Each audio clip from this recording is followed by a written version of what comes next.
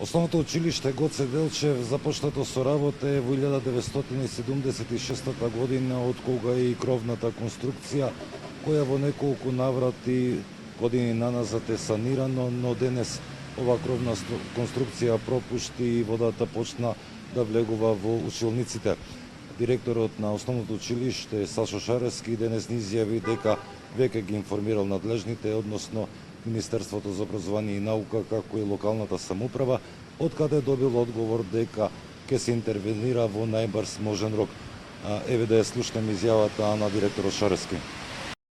Кај нас ситуацијата се дополнително влоши, што она шиндра на нашиот кров која што беше и онака оштетена во уште поголем број на и квадратура на површина, значи се дооштети. Со овие дождови кои што ги имаме изминативе 2 дена, веќе е доведена во прашање нормалното одвивање на настава во училиштето, затоа што и од она што можевте да го видите и да го регистрирате со вашата камера, во најголемиот дел од училниците на горниот кат од училиштето веќе нема услови за настава.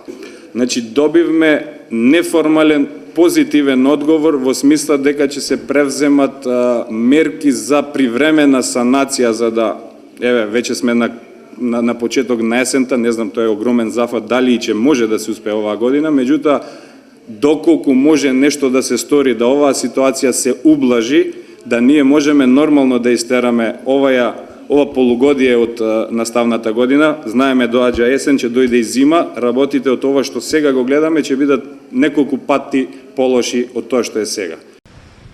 Врнежите предизвика и други проблеми. Имено денес во населеното место Бањошница канализацијата не издржа, истата се излеа, па фекални води течеа по улиците и има можност тие да навлезат и во подрумите на околните домови.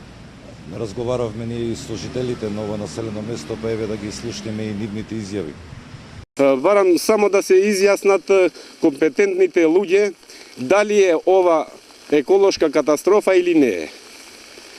Вие што ги зедовте снимките, да видите и сите нека гледат што е ова, дали е еколошка катастрофа.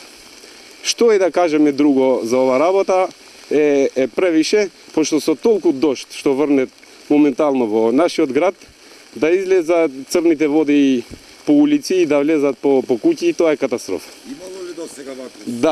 Да. Значи, сите се запознаети со ситуацијата.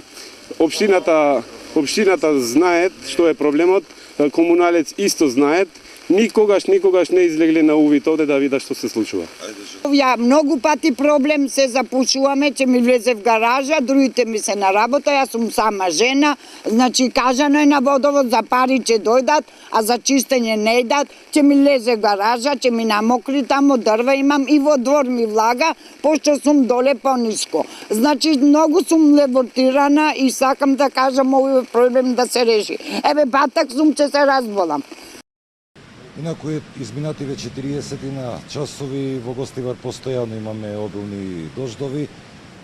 Според оние податоци кои што ги добивме, во Гостивар наврнати се по 20 литри на метар квадратен.